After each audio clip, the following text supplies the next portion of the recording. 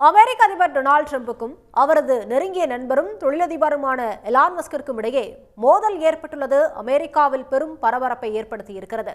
நகமும் சதையுமாக இருந்த டிரம்பும் எலான் மஸ்கும் நாகமும் கீரியுமாக மாறியது ஏன் என்பதை விவரிக்கிறது இந்த தொகுப்பு.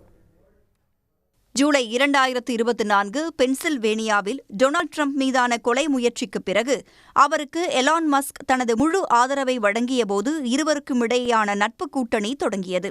அதிபர் தேர்தலில் டொனால்டு டிரம்ப் போட்டியிட்டபோது அவரது பரப்புரைக்கு நிதியை வாரி வழங்கிய எலான் மஸ்க் மேடைகளில் டிரம்பை ஆதரித்து தீவிர பிரச்சாரம் செய்தார். தேர்தலில் வென்று டிரம்ப் அதிபரானதும் அரசின் செயல்திறன் மேம்பாட்டுத் துறைக்கு தலைவரான மஸ்க் அரசின் செலவினங்களை குறைக்க தீவிர நடவடிக்கைகளை மேற்கொண்டு வந்தார்.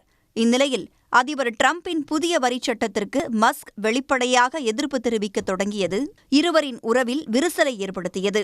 இதன் எதிரொலியாக அரசு ஆலோசகர் பதவியிலிருந்து விலகிய மஸ்க் டிரம்பின் புதிய வரிச் சட்டத்தை கடுமையாக விமர்சித்தார். புதிய வரி மசோதா முட்டாள்தனமானது என்றும் அமெரிக்காவை திவாலாக்குவது சரியல்ல என்றும் எக்ஸ் தளத்தில் அவர் பதிவிட்டது சர்ச்சையை ஏற்படுத்தியது. இதற்கு பதிலடி தரும் வகையில் மின்சார வாகனங்களுக்கான வரிச் சலுகைகளை தான் நீக்கியதால் தனது மசோதாவை மழுங்கடிக்க மஸ்க் முயற்சிப்பதாக வியாழனன்று டிரம்ப் குற்றம் சாட்டியதை அடுத்து பரபரப்பு அதிகமானது. டெஸ்லா என்ற முன்னணி மின்சார வாகனத்தை தயாரித்து வருகிறது எலான் மஸ்க் நிறுவனம். பின்னர் பேட்டி ஒன்றில் பேசிய டிரம்ப் எலானுக்கு புதிய வரிச் சட்டம் குறித்து முழுவதுமாக தெரியும் என்று குறிப்பிட்டிருந்தார்.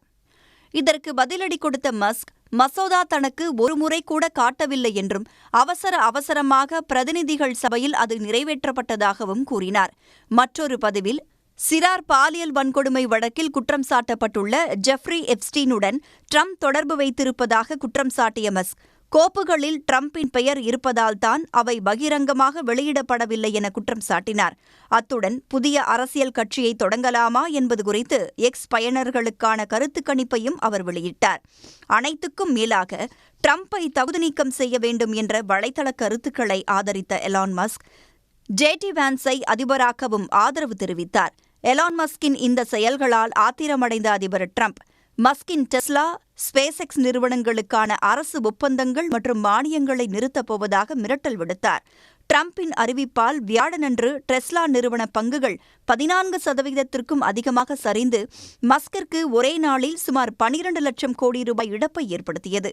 டிரம்பின் மிரட்டலை தீவிரமாக எடுத்துக்கொண்ட மஸ்க் நாசாவால் பயன்படுத்தப்படும் தனது ஸ்பேஸ் எக்ஸின் டிராகன் விண்கலத்தை செயல்பாட்டிலிருந்து நீக்கப் போவதாக கூறி பரபரப்பினை ஏற்படுத்தியுள்ளார்.